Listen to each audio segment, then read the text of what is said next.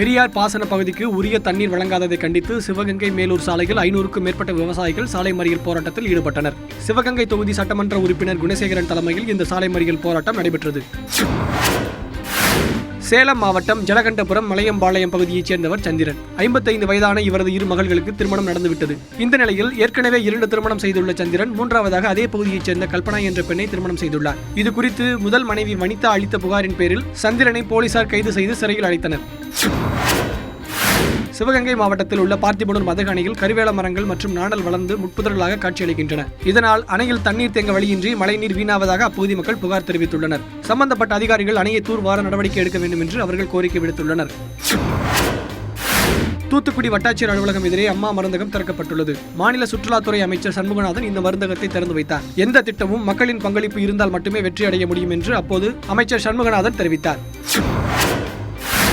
ஊதிய உயர்வு, காலி பணியிடங்களை நிரப்புதல் உள்ளிட்ட பல்வேறு கோரிக்கைகளை வலியுறுத்தி வருகிற 21ஆம் தேதி மாவட்ட தலைநகரங்களில் ஆர்ப்பாட்டம் நடத்தப்படும் என்று தமிழ்நாடு ஊரக வளர்ச்சித்துறை அலுவலர்கள் சங்கம் அறிவித்துள்ளது. கிருஷ்ணகிரியில் நடந்த அச்சங்கத்தின் மாநில செயற்குழு கூட்டத்தில் இந்த முடிவு எடுக்கப்பட்டுள்ளது.